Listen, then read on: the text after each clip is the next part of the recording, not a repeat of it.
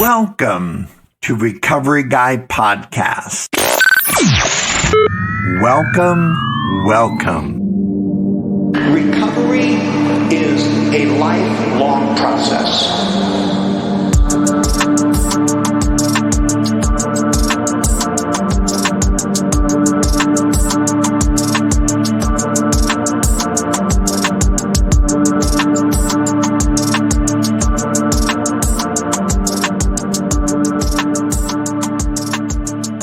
All right, well, welcome back.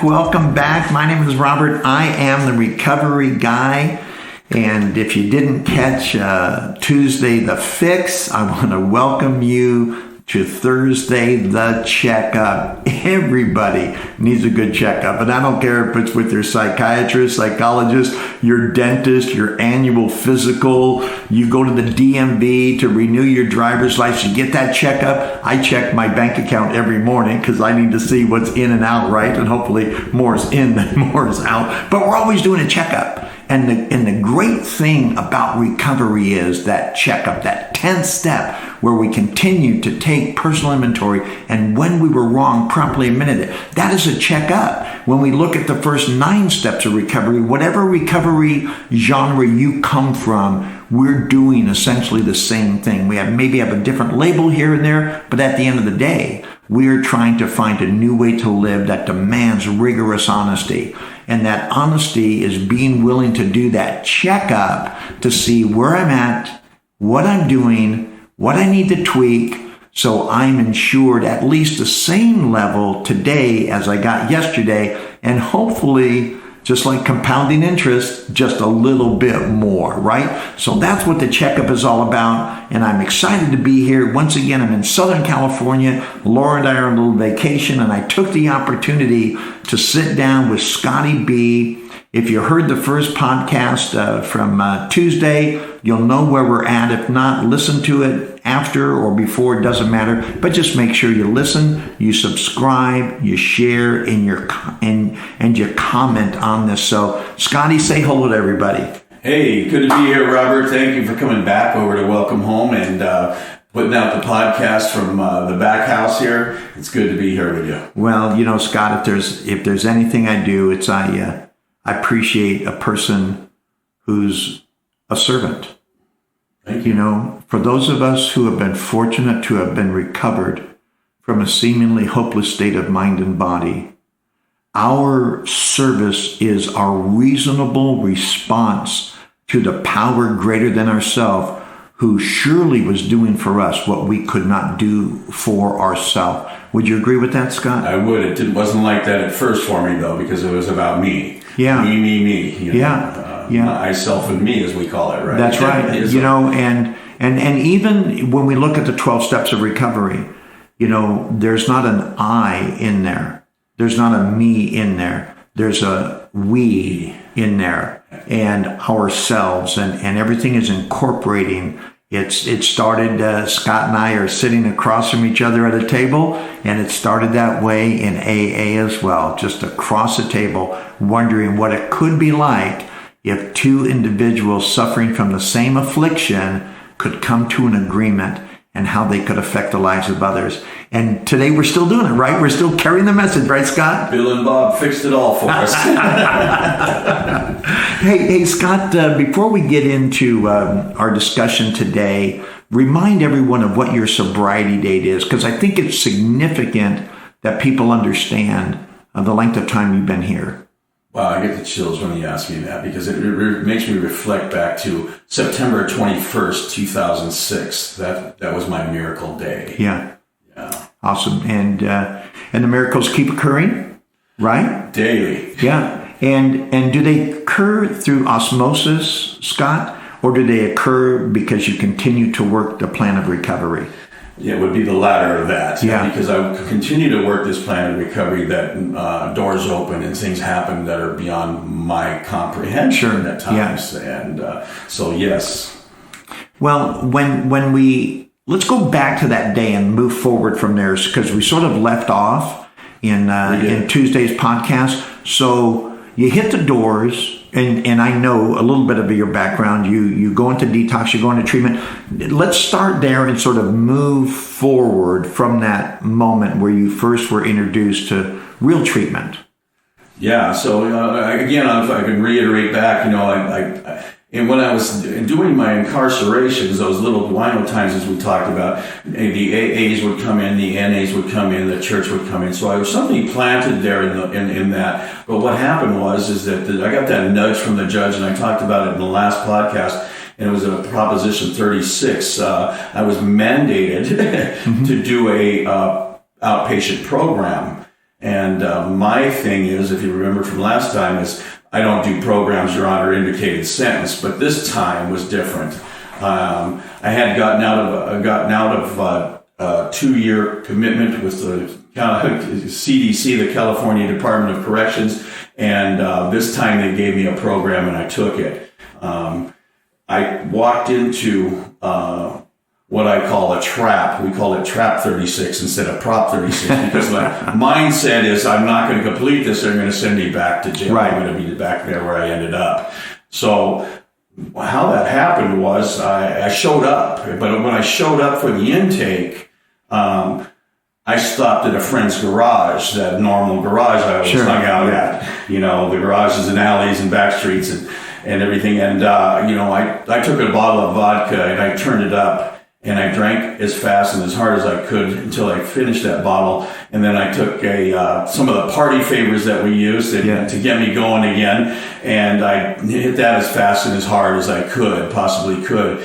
And I walked through the doors of a facility, and they sat me down in a room. It was very awkward and uncomfortable. My feet were shaking, my knees were shaking. They asked me, when was the last time you used? And I said, well, probably like 2 minutes ago. I think I'm still probably smoking right now. And I know I'm reeking of alcohol. And they said, well, you don't really look that way. And I said, well, nothing's working for me anymore. Yeah. And I'm normalized by this right now. Yeah. And they asked me, what did I use? And I gave them an explanation. I used some methamphetamine and some vodka. And they said, what have you used in your life? And I said, well, why don't we start at the top with what I didn't use over my lifetime? Yeah. Because depending on what decade it was, I was introduced where there was certain fads and things that were happening. Yeah. And I was always sucked into those because I was riding on the coattails of others. You know what? I remember in downtown Covina, and back in the disco days, right? Back in the 70s, and certain designer drugs were coming through there. And it was really whatever was popular that seemed to partner up nicely with the alcohol. I have a disease of more, and it doesn't matter if it's yours or mine. If it partnered up nicely with alcohol, or even if it didn't, if it got me to that place, then it was on the list. Just on the list. Yeah, that's right. So go ahead. So I sat down with 2 ladies, and one, I call them my angels now, because I didn't get it at the time. They were authoritative figures, and I knew that they could get me in trouble, but today I call them my angels. And they asked me, do you think you can come back and give us a clean test in 3 days? And I said, I'm very seriously going to doubt that, because I haven't been clean since the 38th of February. And I said, how do you think I can do that? And they said, well, why don't you try to eat something and try to sleep? And I found that very odd, because eating and sleeping wasn't on my agenda of things to do. Yeah. And so Kim and Bethany said, try that and try to come back and give us a clean test in 3 days. And I was able to come back in 3 days. And I gave them, and this is very emotional for me, because I gave my first clean test on September 21st, 2006. And I'll never forget that day, and I'll never forget my 2 angels and what they've done for me, what I thought they did for me, because, they gave me the encouragement and the love and support that it took to give me a solution to do something different. Yeah. And I didn't realize it at the time. I just thought I had to. Wow, that's heavy. Yeah. And, I love how you started out by saying it just wasn't working anymore.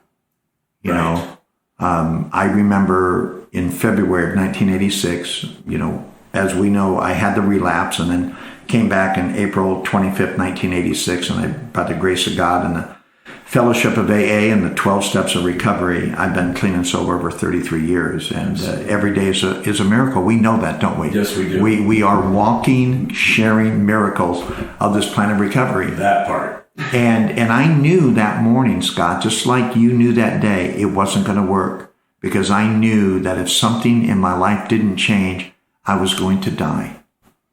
And of all the things that scared me, and little did at that point, dying was one of them, because as we previously discussed, I didn't want to die. I just didn't know how to live. And drinking and using was the only thing that I found, outside of a few other things, that sort of quieted and neutralized that pain that really kept me from blowing my brains out. Thank God for alcohol and drugs and overeating and pornography and gambling. Yeah, because if they didn't keep me in that neutral state, I would have had to drive my car off a cliff. Yeah. And we get faced with that, and it's on those days where we say, because I like, what you said, you went away and for some miracle, you were able to not drink or use for 3 days. Wow. Did I say that? And we're people who will swear off at 8 a.m. and be hammered by 11. I'm like Dr. Pepper. I drink at 10, 2, and 4. I love it. That's awesome. So what was it, Scott, when you got in there? At what time, when the light started to go on? That bits of clarity, that we get a little physical sobriety. We're in a safe environment where and we realize we're with people who are like us, and for people who suffer from terminal uniqueness, right? Oh yeah. Starting to think that we're like other people. How did that help in you staying to see maybe this could be for me? Did you have an experience like that? If so, what was that like? It took me a minute, and I can't say when it happened, but I think for me, the groups that I had to attend to were very awkward. But then I started I was mandated to go to 12-step based programs, and I was introduced to a lady, Erlene C., and the two counselors that I had at the time said, "We want you to hang out with her." Yeah. And I was like, "Oh, wow, I don't really kick it with anybody.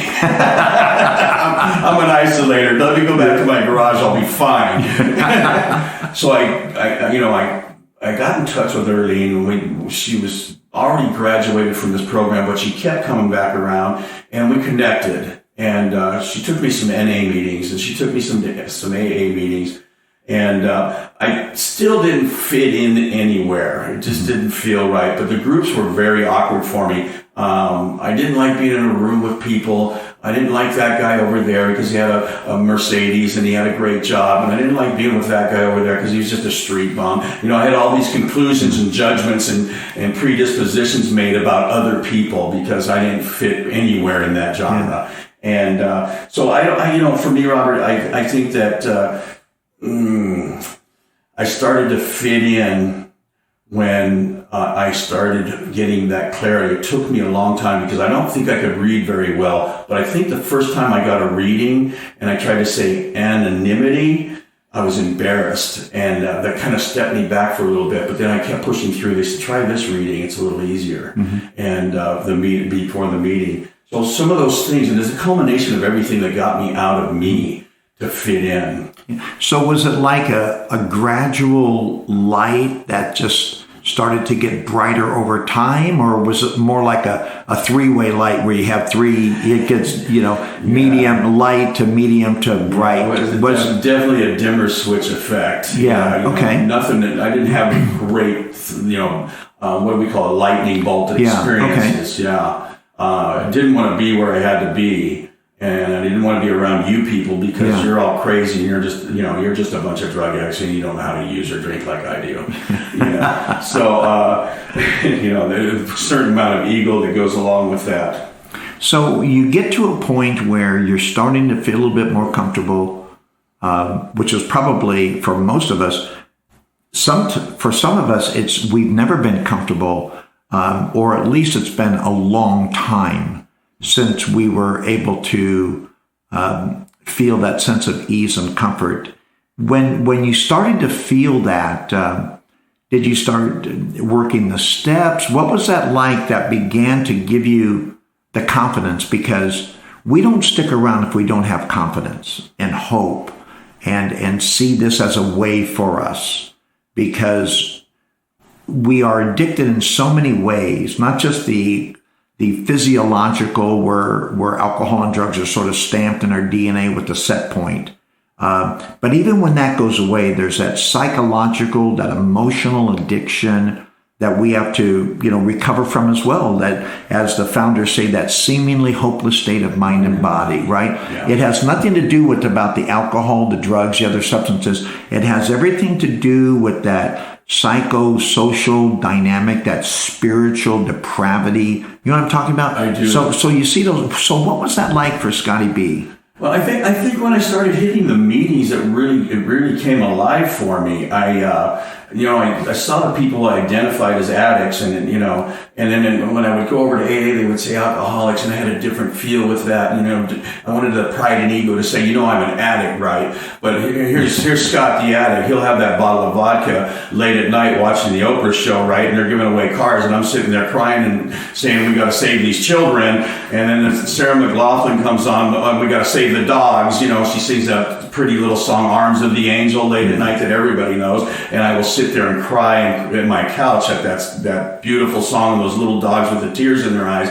That's the kind of sensitive alcoholic I am. So I had to look at that sensitivity. Yeah. But also, to get back to your point, is when I started hearing people identify, then I saw some people that I knew from the street. Wow. That were clean, and they had 6 months, and I'm like, oh my gosh, that's crazy. That guy they could never get clean. And then it kind of gave me that glimmer, that little spark that it takes. Wow. Maybe I can do that. But I was in a relationship, and when I got into the Prop 36 program, I still had to go home with an active user. And so I would set her up with literature.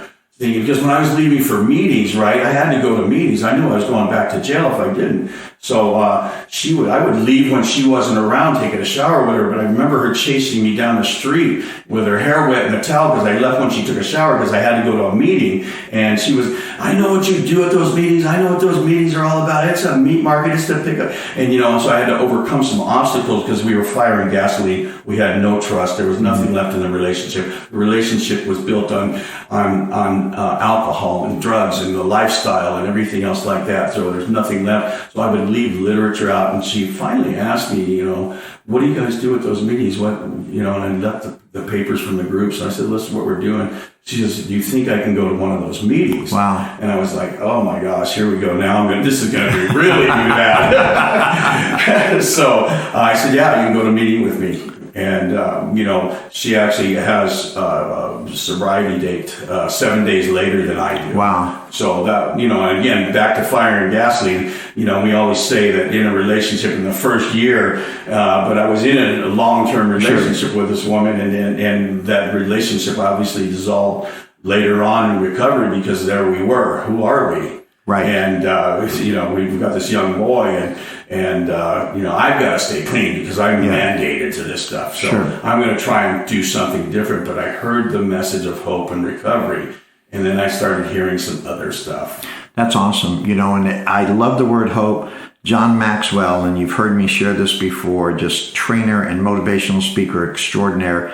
John Maxwell said, if there's hope in the future, there's power in the present. Oh, wow. Yeah. Nice. And we gain power, don't we? Just a sense of confidence that even the alcohol and the drugs and the other behavior could never bring us. That just brought us to a place where we didn't have to blow our brains out, but there was never any power in it because actually, as we learned in step 1, we were powerless over alcohol and that our life had become unmanageable. Super unmanageable. Yeah, totally, which is just a lack of power. That was our dilemma, right? As it says. So here you are.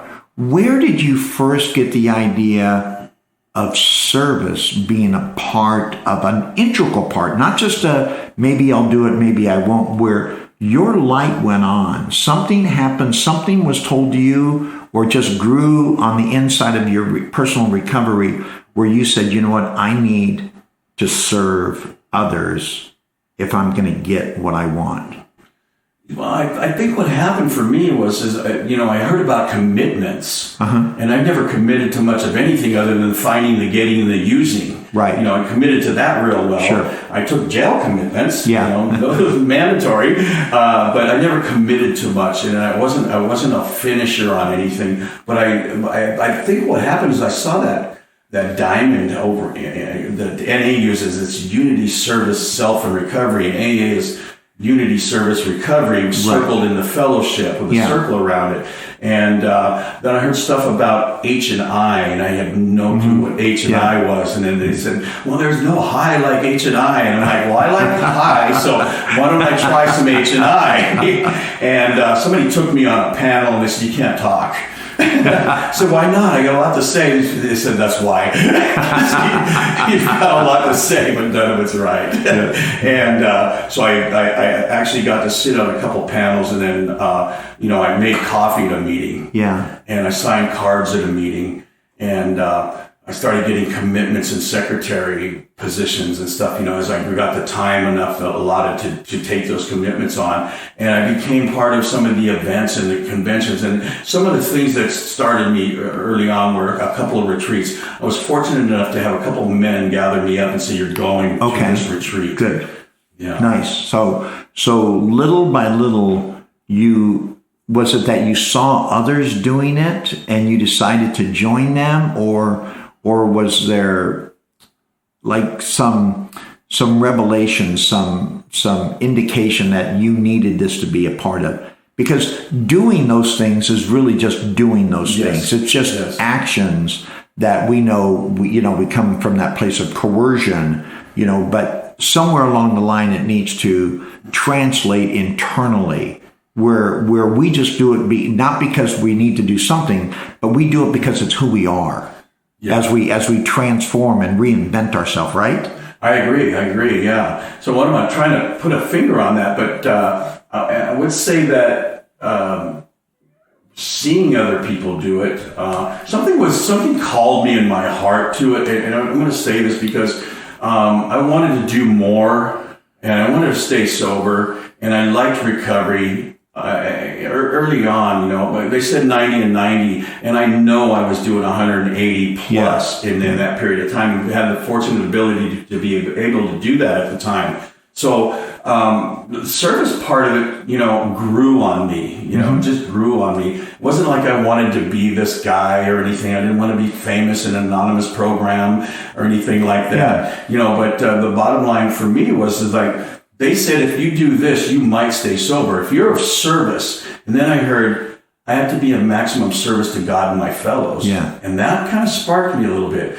And then I heard primary purpose. See, I had no purpose in life. Right. And then I heard something about, I've got a primary purpose now to be of service to God and my fellows. Yeah. And I've always had this heart that I knew was there, a giving heart. But most of the time it was to pacify people or fit in and people please. Mm-hmm. So, my people pleasing kept going, but my service changed and my outlook changed, because I also heard that, sometimes we have to move on to the next, meaning when you're working with another alcoholic and they're not receptive to that, we have to move on to the next. And so the boundaries started coming naturally to me. Okay, this one's not ready. I have to see. So service started happening, and then I started getting those clearances. Mm-hmm. I got clearances to go back into the same places which I came from. In California, we have the Pitches Honor Rancho up in Santa Clarita, California. And, that's where I took a parenting class, and they let me have a visit with my son in this parenting class. And it was one of the most emotional, moving things that I'd ever done. These two ladies that were there, they gave back to the fellows that were locked up on the South Yard over there, because one of the women's son was killed in an institutional murder, and they had this heart, this giving heart, and they touched my life. They touched my life in a way that it's unexplainable. They let my kid come through the Sally Port and have a visitation with me there. And something happened in that translation, I think in jail, where, we have these people that come into these institutions. It's a big part. So, the same institutions that I got taken through, shackled up on buses, they now let me hand them. I pulled up to the guard shack and I hand them my driver's license. They say, "Thank you, Mr. Brickner, and pick up your license when you come back." Yes. And I giggle all the way through that gate. I think to myself, if they only knew. Yeah. And I'm so glad you brought that up, because, the notion that we get to leave is so humbling. That when we're done with our service, and I still feel that same way when I go into, whether it's a halfway house in the prison system for women or the state penitentiary in Utah, or the various levels of security, when I hear those doors close behind me on my way out, I get so humble, because I know that God kept those things from me that for whatever reason he didn't keep from those other men or women, that my price of admission didn't include incarceration for 10, 15, 20, for some of them lifelong. Yeah. Because we all stand the risk of, I call them the Jones family of five, that we run that intersection. I remember driving down Arrow Highway from Azusa Avenue, going to a club over on Badillo, and there was a club there, and I was stoned. We had smoked some Colombian redbud cured in honey oil and laced with hash. I remember coming on the Purple Microdot, drinking Coors while we were playing spades. Wow. Right. So here I am on LSD, drunk as a skunk, high on Thai bud, cured in opium and laced with hash, driving down the street. I don't know, I'm out of my mind, right? How many of those men or women woke up in jail cells just to hear that they killed what I call, again, the Jones family of five? How we dodged those bullets. Whatever reason, we were never guilty or convicted of that. And for that, I'm very grateful. So going in and coming out is pretty miraculous, isn't it? It is, yeah. And I've also gotten cleared for the prisons too. Wow. I don't go back anymore, but because my life took a different turn. Sure. Yeah. And we want to talk about that, because the turn is Welcome Home Sober Living. And folks, if you haven't heard much about it, you're going to hear some of it now. But what a great opportunity to support a life-changing mission of women and children who, without ministries like this, would have no place to go. So Scott is the founder of Welcome Home Sober Living, and we want to spend some time. So as part of your service, where did you get the vision for Welcome Home? So, Covina Recovery, I'm going to start there, because Covina Recovery, we have a carpet banner on the wall over there, and it says it's the sobriety capital of the world. Well, back in the day, we called it the meth capital of the world. But in that area, similar to Pasadena, California, and a lot of towns throughout the nation now, there's a lot of sober living homes. And opportunities to come from treatment, a bridge from treatment into a sober living, a controlled environment, but less controlled than, a residential treatment center. So I've made friends with a few of the owners of those sober livings, and I saw that they were just regular guys and gals like me and you. And I think actually I had a dream at one time with my ex, maybe we'll do a sober living one day. And, I explained earlier, that relationship didn't work out. And, what led up to that was I always had a desire to do that, but, God's got a plan. It was never mine, because this is not what I picked. Okay. Sure. I was going to be a millionaire by 30, where I'd sit on an island with an umbrella drink. But, what happened for me was I got in a car wreck, and the way I look back at things is like everything happens for absolutely, it says in the book, absolutely nothing absolutely happens in God's world by mistake. So I don't get it at the time. I'm not in the moment or anything like that. But later on, I look and go, that's not coincidence. Right. That wasn't a coincidence. Those things shouldn't happen. And so what happened was I got a car wreck. I got a little money, and I was running out of that. I got a settlement, smashed the car, totaled the car out, and had some injuries. I was healing from those, and the money that I got was running out. I said, I'm scrambling here. And like, what do I do, God? Without saying that, just like, what do I do? And, an opportunity for a home came up, and it was offered to me. And a person said, here's this house. Give me $1,450 and you can move in. And I said, I want to, I kind of indicated I want to start a sober living, and been knocking it around for a while. And I gave her $1,450, and she gave me the keys to the house, and we signed a lease option to buy it that day. She said, I love what you're doing. And so what happened was I had that house, and it was the development of Welcome Home Sober Livings for Women, Infants, and Children. It was the infancy of it. We call it House Zero now because it's no longer in existence. The house is, but we don't work out of that house. And so I ran this thing. I called my angels from the treatment facility that I developed a relationship in the rooms, as well as built a relationship with them from my treatment center. And I said, she was working at a different facility now. And I said, look, I've got this house. What do you think I should do? She said, Scott, why don't you start a women, infants, and children's home? We will support you from our center and then help you to get this thing to grow. Wow. Yeah, so it was pretty amazing. And I always remind her of that, how God puts these people in our lives. When we're talking years earlier, she was the one that did my intake. Right. And then growing in recovery, was growing to be of service. And that was part of the deciding factor. And then Melissa came along. Melissa, my co-partner, and everything that she does for Welcome Home, and the women. She's a women's advocate, and she works special needs. She's a caregiver. And but when Melissa came along, she came out of treatment, and I said to her, Melissa, do you want to manage a sober living? And she was fresh out of treatment, really raw. And she was fighting to get her kids back. And she said yes. And that was the inception of it all. When she said yes, it was on. And so what happened, it was kind of crazy because neither one of us were prepared or skilled or anything. There was no training or teaching. And we both went through the Sober Living Network Owners and Operators Management Training. And, which we kind of gave you the guidelines, but I had no clue what it was in just store more like for. X's and O's, not the real life application. Yeah, X this, that, and O that in. So we jumped in with both feet.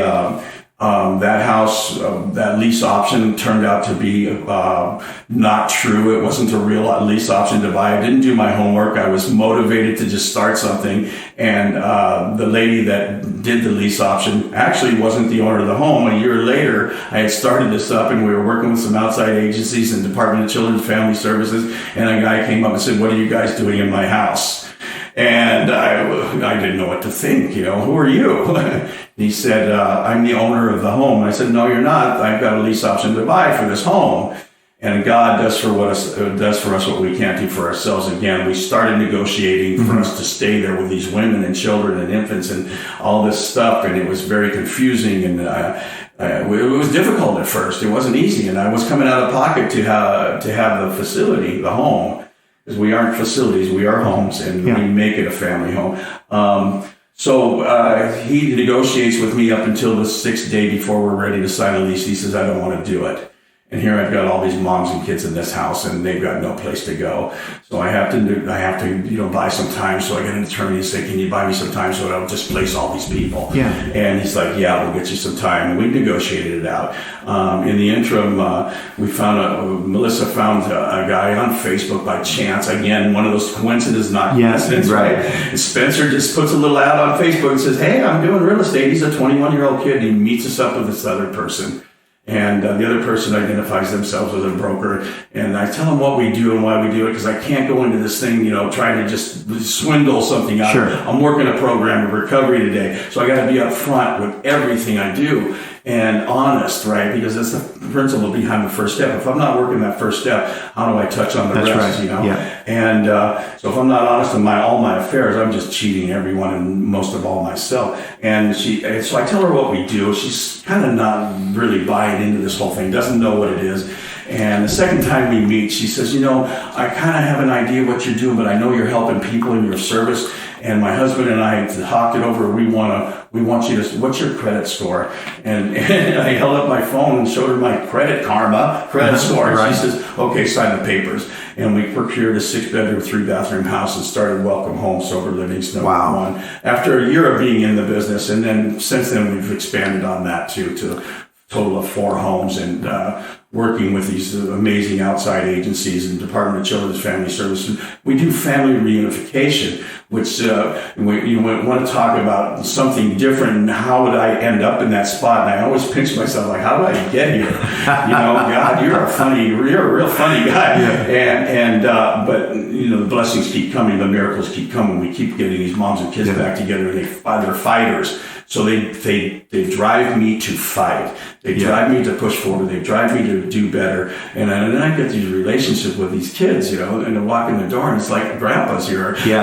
Uncle Scott's here. It's just kind of that relationship. They look to me as the male role model. And obviously Melissa is just one of the most amazing women on the planet. She just does so much for these ladies. Yeah. And she got her kids back, in this process. And then Johnny Boy, he's really special to us because he is special. He's autistic and Down syndrome, and we have home health care coming into our homes. We don't turn anybody away for any special needs or anything like that. How does it happen, Robert? How does it happen? My goal was to do maybe women's or maybe men's homes, but then the women, infants, and children. And I think for me, I have a strained relationship even today with my daughters. It kind of came together and it fell apart. But you talked about in your podcast, about those relationships and how we walk away. And I did the same thing. So it's so relatable when you talk about that. And I'll probably talk about that more with you off mic. But because it touches me when you talk about that, those relationships. But I had to raise a boy in this whole time too, because when we broke up, I heard in the book, we've been blessed by many great doctors and therapists, and we suggest that if you're in this program that you might think about doing that. So I found a therapist, and again, God does for us what we can. Yeah. I found the most amazing therapist, and I've been able to utilize her as a resource for my homes and other people. And Cynthia, oh my gosh.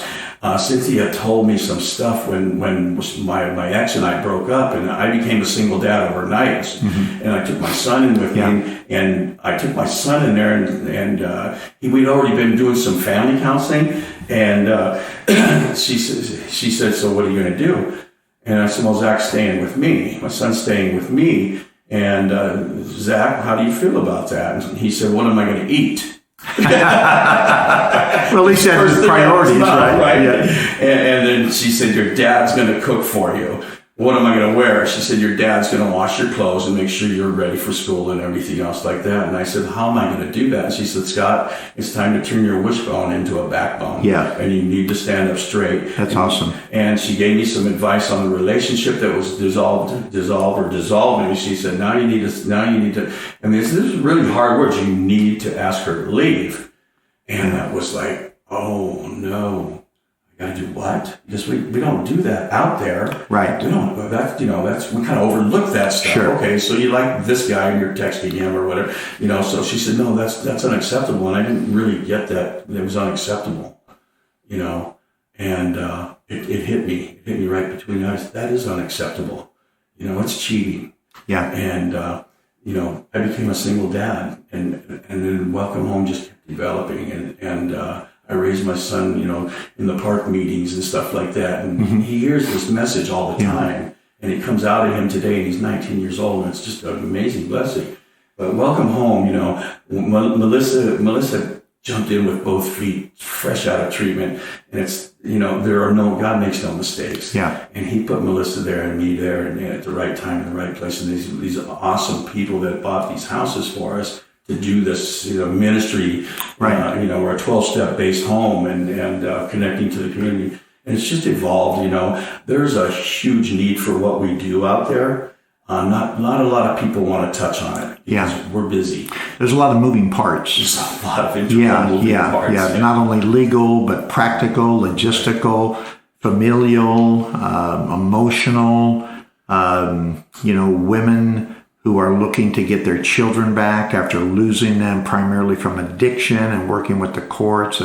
And Scott, that's one of the things that impresses me so much about you and Melissa, and just over the years watching her grow from a house mom in one home, now overseeing 4 homes. Absolutely. And her growth and her sobriety, she's been 7 years now, right? She'll be 7 this month. Yeah, which is and now she gets to be the example to the women who were her when she was first getting out of treatment, saying, if you do these things, you can have this as well. And what a wonderful transformational story that is. And so obviously we really sense the passion and really how that translates into what you're doing. And I know you're growing. We talked about it at dinner the other night. Give us an idea in our few minutes left together. What's your vision and what are some of the things that you're doing at Welcome Home to help expand some of the opportunities and resources that you're getting for these women and children that you're serving? So right now we're really starting to push a underserved population of prenatal and natal women that are pregnant and locked up in jails. And because California has some new stuff called AB 109, it's an amendment bill, AB 109, it's called post-release community clients. And so our goal is to start working in that population where the low-level drug offender, something that doesn't, it qualifies for this program, so we can attach to the courts to get those women that have kids. And we know that the biggest hole in some of our hearts is those kids. Right. It's a huge thing for these men and women. Because they are victims. Yeah, they are victims in this. They didn't pick this for them, Yeah. And just like we didn't pick ours, Exactly. It happened. But so we're looking in some areas like that. We already work with some really, really amazing treatment centers that send these ladies to us post-residential treatment. So we're just going to expand on that. And as the laws change and the funding allows for, if you take a look at the cost to house an inmate between $35,000 and $65,000 a year. Right. Our beds are moderately cheaper than that. Yeah. Obviously, we're not treatment. So we fit in the guidelines. And there's not the stigma in because I've been to your homes. I've had an opportunity to come in and speak to your house guests and get a sense of what they are. It's like walking into anyone's home. It certainly doesn't look like they're in part of a incarceration or halfway house, because this is home. I mean, it looks just like my home, your home, just because people are people. Yeah. People are just people. And some of us had some bad luck, and some of us had some stuff happen to us as children, and it translated into our lives, some post-traumatic stress and domestic violence and some horrible things, But our homes are families. We live as a family. We cook as a family. We clean as a family. We are a family. And we fit in the community as a family. So it's amazing how it works. And how Scott, can people find out more about what you're doing? Can they follow on Facebook, and then can they support any of the women in emotional and even tangible substance ways? Is there what can the community do for the podcast? Because I know we've got some listeners who want to see, how can I make a difference? How can I plug into something where I know is really helping women and their children? How do they reach out? How do they become involved? Do they follow you? Is there a way for them to give? Is there a way for them to be a part of this wellness movement that Welcome Home Sober Living, where they can support Melissa or your other house managers, how they can support you and the vision you have for this recovery community? So with that said, we do have a Facebook page. I don't have a website. I don't have an Instagram page, but we do have a Facebook page. It's called Welcome Home Sober Livings. It says for women, infants, and children. And the reason for that is there's some level of protection we have to provide. Anonymity and privacy, and And then we've got a lot of domestic violence situations, so we want to kind of keep it to a minimum. But if you want to support through our Welcome Home page, we don't ask for money. You know, this is God's deal. God provides the money every time, you know, to keep the doors open. But if somebody wanted to give, they could certainly. We love outside support by following our pages and liking and posting comments to the ladies that, you know, just got their kid back or just got a year clean and sober and been doing this for 2 years, you know, VOV treatment to residence or to sober living. So that's some of the biggest things we can do for people. It's just encouragement. If somebody wanted to write you a check and support some of the things that you're doing, obviously you've got to furnish the place, right? And you've got new beds coming in, and beds get old and they need to be. Right. So if somebody wanted to do that, would they make a check out to Welcome Home Sober Living? Or that would work. Yeah, we could. I'm a sole proprietor, so I could fall under either Welcome Home or Scott Brickner. Okay. Yeah. And they could get an address through either you or messaging Melissa. My number's on the Facebook page, and I'm always willing to give my number to anybody that needs. I always say I'm 24/7, 365. Give my number to anybody who may need it. Yeah. Anywhere. Anyone, anytime. Doesn't matter. Reaches out their hand. We want the hand of AA to be. For that, we are responsible. And that's why I go by Scott Brickner, too. So Good. You can reach me like that. Yeah. You know what? And I appreciate a program of anonymity, but the recovery guy is Robert Pardon. It only takes you a minute to figure out who I am. I'm 12-stepping on the street, and I do that a lot. Here in Pomona, I'm Scott Brickner. Yeah. Here's my my card, my flyer. I want people to know. I want them, if they need to find me, knowing my last name, they can find me. Absolutely. And for those who aren't that comfortable with that, that's fine. Anonymity is the spiritual foundation of all of our traditions. It took me 2 years to learn how to say that. Anonymity. I'm still not sure if I say it right. Yeah, or I can say synonyms or that's right. So, Scott, it's been a pleasure, folks. If you didn't listen to The Fix with part 1 with Scott, I really want you to go back and listen, get a sense of who this man, who this friend of mine, this brother, this warrior of recovery is. And then, of course, with this segment, learn a little bit more about what he and Melissa and the rest of the team are doing with Welcome Home Sober Living, how you can be a part of that. And even in your own community, maybe you want to start something like this in your own community rather than supporting what Scott and Melissa are doing. Message Scott and say, hey, in my community in Des Moines, Iowa, or Seattle, Washington, or Tuscaloosa, Alabama, wherever you're from, I want to do this. How do I do this? How can I replicate? Because why reinvent the wheel, right? There's a path. There's a blueprint that is here in Welcome Home Sober Living to not only teach you how to start something, but how to maintain it and grow it. Scott, before we close out, is there anything you want to add? Obviously, got to give a shout out and thank you to Melissa Schumann. Yeah. And I'll say our managers, and I'll keep their anonymity in place. Kay is manager of Welcome Home 3. Lisa manages Welcome Home number 2.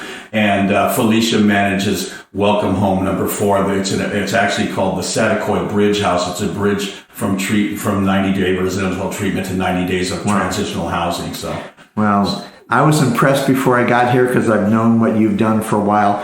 Matter of fact, we've got on my website from December of 2016 at recoveryguy.org. I had Melissa and Scott they had the gals put together some questions, and I actually do have a video segment on my website from those questions and get an idea of what they're concerned with. And you know what? And it's just like anyone else in recovery. They want to know the same things. How do I reinvent myself? So I know I don't want to be who I am or was, but I'm not sure of how to become the person I want to be. And that's where you and I come into play. So, Scott, thank you again for being a part of that. My props are to you for coming out here and just being able to sit in the here and now and have these sessions. And I'm so grateful for you because you've led me along this way as a mentor. Yeah. You're not my sponsor, but not everybody has to sponsor me. I have a lot of mentors like you that I lean on, and you're one of those special ones. So thank you for that. I appreciate that. And eventually, you know what? I'm 66 years old. I know, God willing, I've got a few years left, but just like my sponsor, Jack, it's because I got a full head of hair. I mean, it's really deceiving. Yeah. And just like we leave a legacy, matter of fact, Stephen Covey, I've got the 4 L's: to live, to love, to learn, and to leave a legacy. And that's what we want to do in recovery. For those of us who have recovered and have been given this new way of living, our desire is to leave a legacy that those who come in after us will know how to walk the path that we've all walked. And it's an amazing journey. Thank you for being with us for the Checkup today. My name is Robert, and I am the Recovery Guy.